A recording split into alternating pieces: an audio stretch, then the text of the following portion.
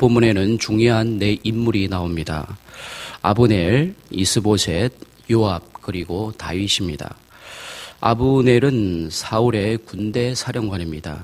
사울과 요다단이 죽자 사울의 아들 이스보셋을 왕으로 세웠지만 이스보셋은 허수아비일 뿐 실권자는 아브넬입니다. 또 한 명의 인물은 요압인데 다윗의 군대 사령관입니다. 요압도 당시 다윗의 휘하에 있으면서 막강한 세력을 자랑했던 사람이었습니다. 39절에 보면 다윗도 그를 제어하기 어려울 정도로 그의 영향력은 막강했습니다. 마지막으로 다윗입니다. 그는 일찍이 어린 나이에 왕으로 기름 부음을 받았던 사람으로서 영적으로 믿음의 계보를 이어갈 사람이었습니다. 그런데 이 네 사람 중에 아브넬에 관한 내용이 비중을 비교적 많이 차지합니다. 심지어 다윗은 아브넬의 부당한 죽음에 대하여 깊은 애도를 표하면서 친히 상녀가 되고 또 오늘날로 말하면 아브넬을 위해서 국장까지 치러주는 그런 이제 행사를 합니다. 그렇다면 왜 다윗은 아브넬의 죽음에 대하여 그렇게 국장까지 치를 정도로 심심한 애도를 표현했을까요? 심지어 다윗은 국익보다는 사적인 감정으로 아브넬을 죽인 요압을 저주해 버립니다. 그러면서 아브넬을 위하여 애가도 짓습니다. 왜일까요? 그것은 다름 아니라 아브넬은 표면상으로 보기엔 단점도 많았지만 그러나 본질적으로 볼 때는 궁극적으로 그가 통일 이스라엘 왕국 건설에 일조했기 때문입니다. 그 당시 다윗이 다스리던 땅은 유다 지역뿐이었습니다. 다윗이 온 이스라엘의 왕이 되려면 북이스라엘 지역까지 통일해야만 했습니다. 그러나 사울을 왕으로 배출했던 베냐민 지파를 포함한 북쪽 지파들은 실권자인 아브넬의 휘하에 있었던 것입니다. 때문에 다윗은 반드시 그들을 통일해야만 했습니다. 1절에서도 사울의 집과 다윗의 집의 전쟁이 오래매라고 이제 표현하면서 다윗이 하나님의 뜻에 따라 왕이 되려면 반드시 통일을 이루어야 될 그 필요성을 얘기해주고 있습니다. 그러나 좀 더 깊이 생각해 보면 아브넬이 통일 이스라엘 왕국 건설에 일조했던 근본적인 이유는 9절, 10절, 18절에 나옵니다. 그 내용을 종합해 보면 다윗이 온 이스라엘의 왕이 되는 것은 하나님의 섭리자 뜻이라는 겁니다. 이게 아브넬의 주장이었던 것입니다. 그러니까 한마디로 아브넬은 겉으로 보기에는 애국심마저도 저버린 사울 왕가의 반역자처럼 보이긴 했지만 그러나 궁극적으로 그는 하나님의 섭리와 뜻에 순종했던 사람이었습니다. 따라서 아브넬은 이스라엘 장로들과 베냐민 사람들을 설득함으로 다윗과 화친 언약을 맺게 함으로 이스라엘의 통일에 이제 일조하게 되었던 것입니다. 사랑하는 성도 여러분, 통일 다른 말로 무엇일까요? 바로 화평이죠. 화평케 하는 자는 복이 있나니 그들이 하나님의 아들이라 일컬음을 받을 것이요 라고 예수님께서 마태복음 5장에서 우리에게 말씀해 주셨습니다. 다윗이 아브넬에게 보았던 점이 바로 이 사실, 화평케 하는 자였습니다. 왕의 신분이었지만 아브넬을 위하여 친히 상주가 되어주고 그를 위해서 애가도 지었고 또한 국장까지 치러주게 되었던 것입니다.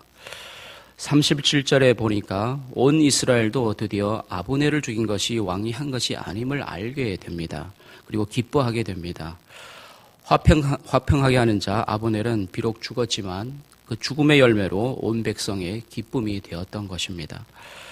그런데 여러분, 우리가 이 사실을 통해 좀 더 깊이 생각해 볼 문제가 있습니다. 그것은 예수님께서 이 땅에 오신 목적이 무엇인가입니다. 여러분, 예수님께서 이 땅에 오신 목적이 과연 무엇일까요? 그것은 바로 십자가입니다. 그렇다면 십자가는 무엇입니까? 한마디로 표현하면 바로 화평인 거죠. 어떤 화평입니까? 세로가 있죠. 세로는 하나님과 인간의 화평. 또한 가로는 무엇입니까? 인간과 인간의 화평, 즉 교회와 세상의 화평이라는 겁니다. 복음서의 요지도 화평입니다. 내 이웃을 내 몸같이 사랑하라. 화평입니다. 내가 너를 고발을 하는 자와 함께 법관에게 갈 때에 길에서 화해하기를 힘쓰라. 역시 화평입니다. 그리고 구약의 요지도 평화의 나라, 즉 화평의 나라입니다. 이사야서에 보면 독사굴에 어린아이가 손을 넣고 어린 양과 사자가 함께 뛰놀고 사회적 모든 불의한 구조가 본질적으로 변화되는 것을 말합니다. 평화의 왕이 올 때에 그렇게 된다고 이제 말하고 있는 겁니다. 역시 화평입니다.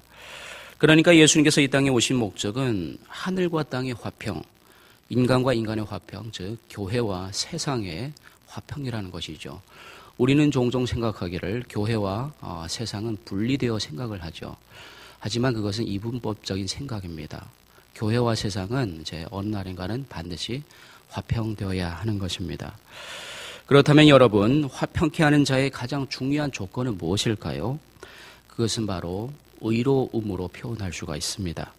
다윗이 그것을 보여주고 있습니다. 35절에 보면 다윗은 사울과 요다난이 죽었을 때처럼 금식했습니다. 아브넬의 죽음을 위해서도 진심으로 이제 금식하게 됩니다. 또한 36절에 보니까 이러한 다윗의 근성, 즉 의로움은 오히려 위기를 극복하고 온 백성의 마음을 얻게 됩니다. 온 백성의 마음을 하나로 모으게 됩니다. 여기서 우리가 먼저 우선 기억해야 할 것은 진실의 힘이 얼마나 위대한가라는 것이죠. 그리고 또한 하나님을 의뢰하는 모든 자에게는 모든 것이 합력하여 선을 이룬다는 사실입니다. 37절에 보니까 다윗은 논리적인 말이나 어떤 권모술수가 아니라 진실된 행동, 즉 의로운 행동을 통해서 무사람들의 마음을 얻게 됩니다. 그리하여 다윗은 점점 이스라엘의 통일을 향하여 한 걸음 더 다가서게 됩니다. 여러분, 의로움의 다른 말은 믿음으로 사는 삶인 겁니다. 하박국서에 보면 의인은 그의 믿음으로 말미암아 살리라라고 이제 말씀했는데, 여기서 의인은 그의 믿음으로 말미암아 살리라라는 이제 원문의 정확한 번역은 의인은 그의 신실함으로 말미암아 살리라라는 것입니다. 그러니까 우리가 교회와 세상이라는 두 왕국 사이에 살면서 화평하게 하는 자라서 어떻게 살아가야 하는가라는 것이죠. 의로운 삶인 겁니다. 믿음으로 사는 삶인 겁니다. 더 정확히 말하면 의로운 삶, 즉 믿음의 삶은 신실함의 삶이라는 것이죠. 신실함이라는 단어는 하나님과는 띄어서는 이제 생각할 수 없는 단어입니다. 이게 바로 의인은 그의 믿음, 즉 그의 신실함으로 살 것이다 라는 믿음의 고백인 겁니다. 여러분, 이 신실함의 삶은 결국 기도의 삶과 분리해서 생각할 수 없다는 것입니다. 기도를 떠나서는 우리가 교회와 세상을 화평케 할 수가 없는 것이죠. 그래서 주님께서 우리에게 가르친 기도가 주기도문이 아닙니까? 화평하게 하는 자는 결국 기도하는 사람입니다. 하나님의 아들이라 일컬음을 받는 사람이라면 그는 바로 기도하는 사람이라는 거죠. 기도의 본질이 무엇입니까? 하나님께 얻어내는 것이 아니죠. 혹자는 늘 기도를 빙자해서 하나님께 얻어내기를 원하죠. 그러나 어디까지나 결국 기도하는 사람은 언젠가는 자기의 십자가를 지고 주를 따라야 합니다. 이것이 기도의 본질인 거죠. 그러나 우리는 그게 잘 되지 않는 겁니다. 그래서 더욱 필요한 것이 기도의 자리라는 것이죠. 그래서 기도의 자리는 편한 자리가 아닙니다. 왜입니까? 나의 의지를 꺾고 나의 의지를 꺾는 자리가 바로 기도의 자리이기 때문인 거죠. 나의 그 시퍼런 자아를 깎아내는 자리가 바로 기도의 자리이기 때문입니다. 여러분, 인간은 죄성을 갖고 태어나기 때문에 육신의 몸을 벗어나기까지는 늘 죄성과 싸워야 합니다. 그래서 기도의 자리가 어려운 자리인 거죠. 하나님, 이거 해주세요, 저거 해주세요. 그러면 기도의 자리는 편한 자리가 되는 겁니다. 그러나 나의 자아를 꺾는 자리, 죄성과 싸우는 자리, 나를 부인하고 나의 십자가를 지는 자리, 주님을 따르는 자일 때는 고통이 따르는 겁니다. 아픕니다. 그러나 우리가 기억해야 할 것은 그 마지막은 하나님의 영광을 보게 될 것이라는 것이죠. 그렇습니다. 의로운 자 다윗은 결국 통일왕국을 이뤄내게 됩니다. 그는 믿음의 영적 계보를 이어가게 됩니다. 반면에 불의한 자 요압은 다윗이 죽을 때 솔로몬에게 그런 예언을 했습니다. 솔로몬대로 그를 반드시 죽이라는 그런 유언을 이제 하게 됩니다. 무엇을 말하는 겁니까? 역으로 말하면 이런 거죠. 의인은 그의 신실함으로 말미암아 살리라라는 것이죠.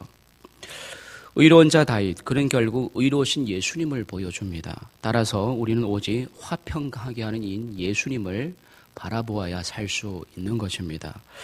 다른 것을 바라보면 죽게 되는 것이죠. 오직 기도의 자리에서 내 자아를 꺾기 위해 날마다 십자가 앞으로 나아가야 합니다. 앞서가신 예수님을 따라가기 위해서는 내 십자가를 쥐고 주님을 따라가야 하는 것입니다. 이런 사람들을 가리켜 제자라고 부르는 것이죠. 여러분, 예수님의 팬으로 살 것입니까? 아니면 제자로 살 것입니까? 원하옵기는 오늘도 기도의 자리에서 내 자아를 꺾고 내 십자가를 지고 예수님을 따르는 그러한 진정한 제자의 삶을 살아가는 저와 여러분 되시기를 간절히 축원드립니다.